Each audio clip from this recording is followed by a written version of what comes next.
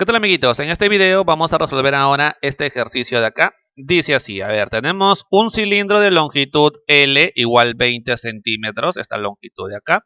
Tenemos área transversal 5 centímetros al cuadrado, módulo de Young Y desconocido, que se somete a un par de fuerzas de compresión. Cuidadito con eso, compresión. De módulo 5 newton. Ahí están las fuercitas, ¿no? Acá está el cilindro, digamos que en sus tapas es donde está aplicada la fuerza, como se muestra en la figura. Considerar deformaciones unitarias pequeñas. Muy bien. Pregunta A dice si la deformación de la longitud producida en el cilindro es 0,1 centímetros. Calcular el módulo de Young del cilindro. Muy bien. A ver, primero vamos a comenzar con los datos. Hay que tener cuidado siempre con los datos cuando son datos numéricos. Cuando son letritas, bueno, con letritas se trabaja y se acabó, ¿no? Pero cuando son datos numéricos hay que tener cuidado con las unidades. En este caso, por ejemplo, la longitud es 20 centímetros. Pero cuando vamos a hacer cálculos, siempre debemos hacerlo en el sistema internacional. Estos 20 centímetros debemos convertirlos a metros. Cuando vas a convertir a metros, regla práctica, divide entre 100. Quedando entonces 0,2 metros, ¿no? De centímetros a metros divides entre 100. ¿Listo? Ahora, el área. El área o la sección transversal se refiere a esta parte de acá, donde está aplicada la fuerza. Por si acaso lo voy a pintar. Esta área de acá, a esa área se refiere. Ya, esa área vale 5 centímetros cuadrados, ¿correcto? Pero recuerda, esto tiene que estar en el sistema internacional, reglita práctica, para convertirlo a metros cuadrados, se multiplica por 10 a la menos 4 metros cuadrados, ¿correcto? Ese es el factor de conversión, porque un centímetro cuadrado es lo mismo que 10 a la menos 4 metros cuadrados, ya está. Luego por aquí también tenemos la fuerza. Bueno, la fuerza está bien, ¿no? Vale F. Pero aquí el dato que hay que tener cuidado es la deformación, ¿ya? Porque hay un dato en la pregunta A, la cual te dice que la deformación longitudinal producida en el cilindro es de 0,1 centímetros. Ya, aquí hay dos cositas que tienes que tener en cuenta. La primera es que esto tiene que estar en metros porque a pesar de que sea una deformación, en el sistema internacional tiene que aparecer en metros. Eso es lo primero. Ya. Así como hicimos por acá, recuerda, cuando quieres que aparezca en metros, divides entre 100 si está en centímetros. Ya, 0,1 entre 100. Eso es 0,001. Ya. Ese es el primer detalle que debes tener. Y el segundo detalle que debes tomar en cuenta es el signo. Porque recuerda que una deformación tiene signo. Puede ser positivo, puede ser negativo. Pero aquí me dice que es 0,1. Te está diciendo el valor absoluto de esa deformación. No te está indicando que sea de tracción o de compresión. En este caso es de compresión, porque como puedes observar, esa fuerza aplicada de esa forma deforma la longitud del cilindro, ¿cierto? Haciéndolo más pequeñito, o sea que está en compresión. Esto es negativo. Como te das cuenta, eso no lo dice el problema, pero yo tengo que deducirlo de acuerdo a lo que estamos observando acá. Ya está. Y con esto ya podemos hallar el módulo de Young, porque te das cuenta que aquí tienes un objeto en el cual se aplica una fuerza a la derecha, una fuerza a la izquierda, de la misma magnitud y ambas actuando sobre el objeto. Ahí podemos aplicar directamente Fly. Y como te mencioné antes, esta deformación es negativa, porque está en compresión. Ya, reemplacemos valores y obtengamos el valor del módulo de Young. Esta deformación es menos 0,001, sistema internacional, recuerda. Ya, por aquí igual a menos, ese menos se va con este menos, la fuerza vale 5. La longitud sabemos que es 0,2, nuevamente, sistema internacional de unidades, recuerda, entre el área o la sección transversal, que es 5 por 10 a la menos 4, multiplicado por el módulo de Young. Y de ahí tenemos entonces el módulo de Young, que es 2 por 10 a la sexta pascal. Ese es el módulo de Young. Listo, recuerda que este menos se cancela con este menos, despejas el módulo de Young y sale ese valor. Con eso hemos respondido la primera pregunta. Sencillísimo, ¿no es cierto? Vamos con la segunda pregunta, que es la pregunta B. A ver, dice así. Si el valor de la deformación unitaria del diámetro es eso, calcule el módulo de Poisson. A ver, me está diciendo entonces que la deformación unitaria del diámetro, esto sería la deformación unitaria, ¿no? Ya, esta cosita es igual a 0,2%. ¿De acuerdo? Ya, esto lo trabajamos con, bueno, es un número, ¿no? Pero trabajamos sin el porcentaje. Esto es 0,2 entre 100. Recuerda que es 0,2%, ¿no? Que es 0,002. Ahora de repente te genera la duda, ¿no? ¿Cómo sabes el signo? Si en la parte anterior también el signo no lo decía, pero tuvimos que analizar para saber si era positivo o negativo. Aquí, ¿cómo sabes que es positivo? Ya, aquí sabemos que es positivo básicamente por lo que está ocurriendo. A ver, lo que tú tienes ahorita es un cilindro de esta forma, donde el diámetro es esta parte de acá, ¿cierto? Al aplicar una fuerza por este lado, que son las fuercitas que están acá, lo que estás haciendo es comprimir el cilindro. Cuando tú comprimes el cilindro, lo estás aplastando. Como consecuencia de ello, su longitud, que es la que está acá, esta longitud de acá va a disminuir. Por lo tanto, al final, lo que va a pasar es que esa longitud es más pequeña. Pero va a haber una deformación indirecta, ¿cierto? En el diámetro. Te das cuenta entonces que el diámetro al final se va a hacer más grande que el que había al inicio, porque básicamente estamos comprimiendo el cuerpo en la dirección de L, pero en el otro lado se está estirando, dado que ahí aparece una deformación indirecta. Esa deformación indirecta es la que nosotros debemos analizar, porque justamente este dato que está por acá es un dato para esa deformación indirecta. Y como te mencioné, como el diámetro final es mayor que el diámetro al inicio, está en tracción por ese lado, no se está estirando. Como se está estirando, esta cosita es positivo, por eso es positivo, ¿ya? Muy bien, ahora la pregunta es, ¿no? ¿Cómo vamos a hacer para poder relacionar esta deformación en el diámetro con la deformación que surge acá? Ya, para eso analicemos un poquito el cilindro, ¿de acuerdo? A ver, aquí tenemos el cilindro. Ya, aquí tenemos el cilindro por este lado. Ahí está el cilindrito. Y aquí tenemos su diámetro.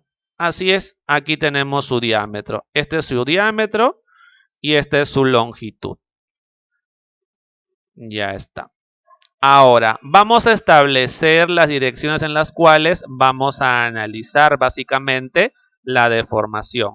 Vamos a analizar la deformación en esta dirección que podemos decir vertical y en esta dirección que podemos decir horizontal.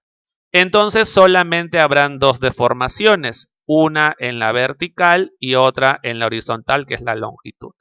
De repente te preguntarás, ¿no? Pero cuando vimos cubitos en videos anteriores, por cierto que dejo los enlaces en la descripción, cuando vimos cubitos para el epípedo establecíamos un sistema de coordenadas de 3 dimensiones, ¿no? Porque básicamente en cada lado se está deformando una cierta cantidad debido a los esfuerzos, ¿no? Va a haber deformación directa o indirecta.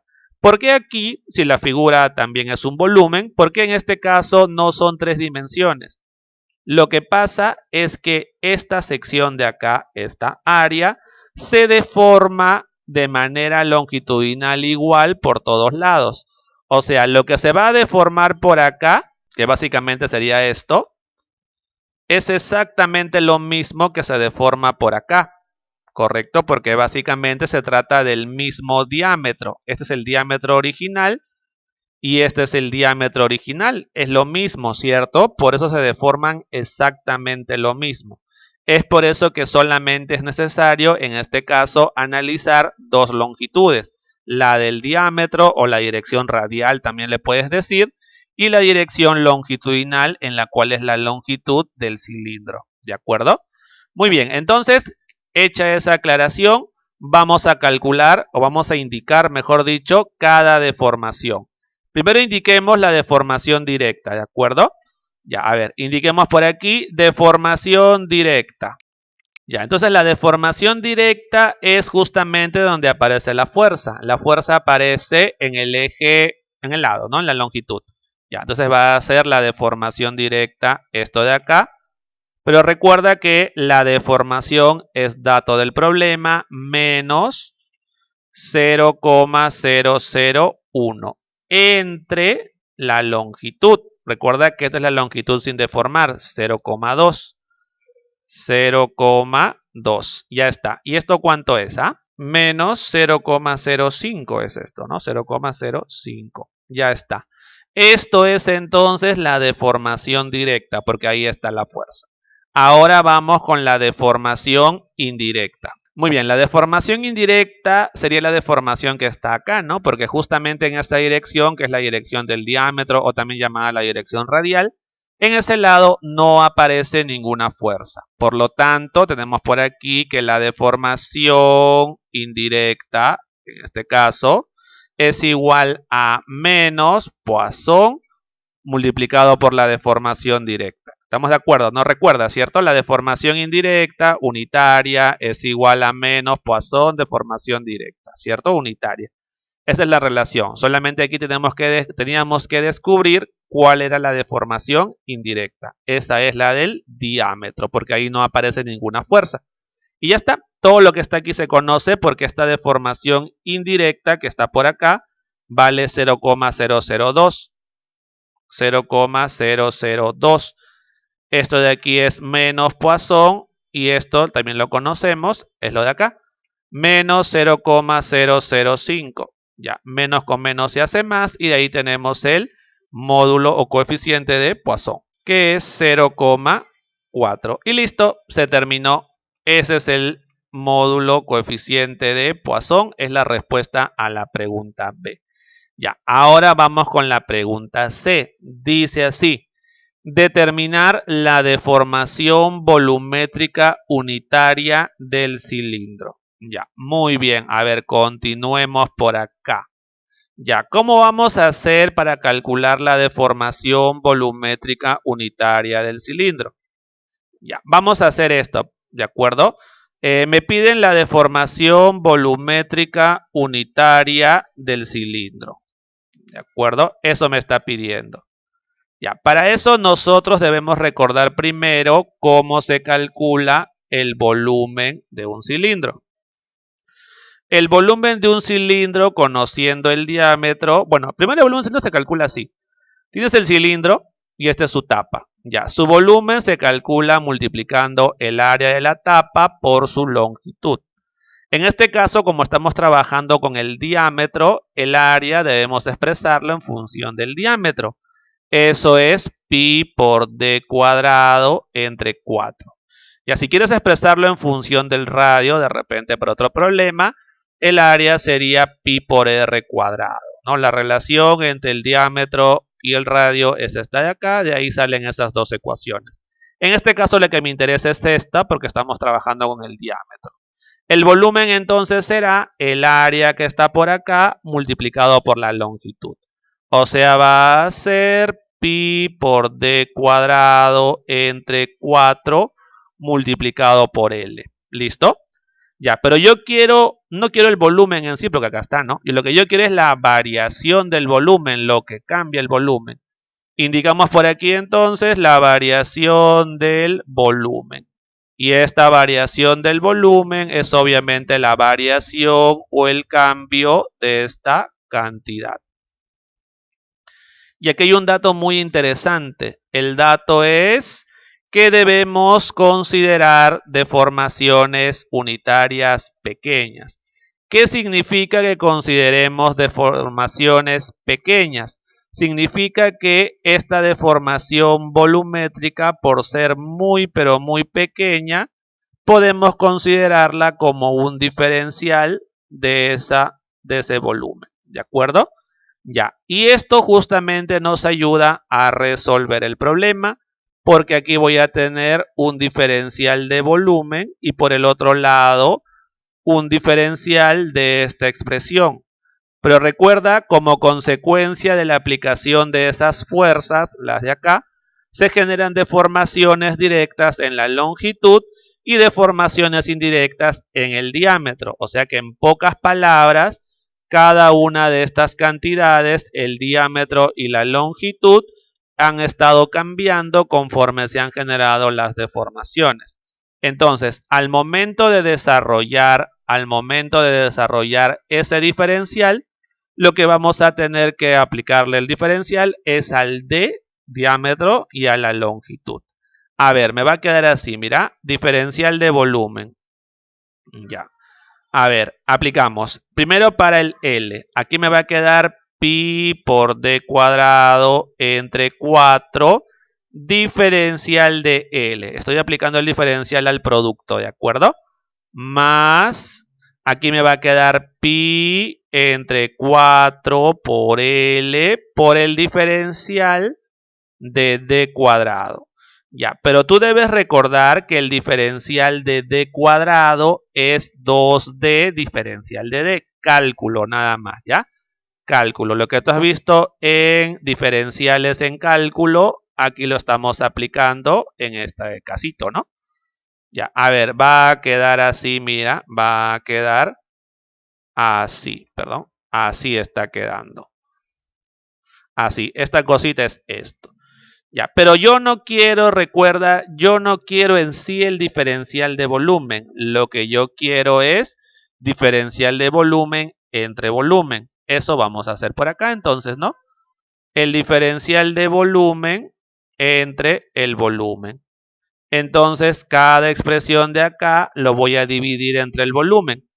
A ver, quedando así, ¿no? Pi de cuadrado diferencial de L entre 4. Más pi entre 4, L, 2D, diferencial de D. Ya, esto entre el volumen, esto entre el volumen. Ya está. Pero el volumen ya sabemos cuánto es, pues no está aquí abajo, está acá. Ya vamos a copiar entonces y vamos a reemplazar el volumen, ¿de acuerdo? O sea, esto de acá ya no va a estar, no, ya no va a estar. Ahora, ahí vamos a colocar el volumen. A ver, el volumen, acá está. A ver, sería aquí así, ¿no? Pi por d cuadrado por L entre 4. Pi por d cuadrado por L entre 4. Ya, ahora operemos, simplifiquemos. Fijarse que aquí está pi, aquí también está pi. Aquí está d cuadrado, aquí está 4, aquí está 4. Toda esa expresión se va. Aquí pasa algo parecido, ¿de acuerdo? Pi cuartos se va con pi cuartos. Este L se va con este L. Pero cuidadito en esta parte, aquí hay un D que simplifica con un D acá. O sea, queda D abajo. O sea que al final aquí tenemos, ¿no? El diferencial de volumen entre el volumen. Y esto de aquí es diferencial de longitud entre longitud más 2 veces diferencial de diámetro entre el diámetro. Pero como tú bien sabes, el diferencial de volumen corresponde a la variación del volumen. O sea que esta cosita es la variación del volumen entre el volumen, variación unitaria, deformación unitaria, perdón. Esto sería entonces la deformación longitudinal entre la longitud, deformación unitaria longitudinal, más 2 la variación del diámetro entre el diámetro, la deformación unitaria del diámetro. Y listo. Esto es entonces la ecuación que debemos utilizar en este caso para determinar la deformación unitaria volumétrica. La hemos deducido, ¿de acuerdo? A partir de esta expresión de acá. Todo lo que está aquí está solamente para reemplazar. Vamos a reemplazar, ¿de acuerdo? Esta partecita la voy a reducir un poquito para no estar cambiando de espacio, ¿ya? Esto de acá lo voy a reducir un poquito, a ver, ahí. Ya, muy bien. Ahora sí, vamos a reemplazar aquí nada más, porque todo eso lo conocemos como te mencioné. Mira, mira, mira, mira. Ya, quiero hallar esto, ¿no? Quiero hallar esto, ¿de acuerdo? Quiero hallar esto. Ya, a ver, reemplacemos. Esto es la deformación unitaria en el eje L, ¿no? En la dirección longitudinal. Eso está acá. menos 0,05. Menos 0,005. Ya, más 2 por la deformación unitaria del diámetro, eso está por acá, 0,002. 0,002. Y listo. De ahí entonces se terminó. Tenemos la deformación unitaria volumétrica que sufre el cilindro. Esto es menos 0,001. Ya está. El hecho de que esto sea negativo nos indica que esta deformación es negativa, lo cual implica que el volumen se reduce, o sea que está en compresión. ¿De acuerdo? De esta forma se interpretan los signos. Y listo, amiguitos, con eso entonces hemos terminado este problemita y también el videito. Nos vemos, taleguito. Chau, chau.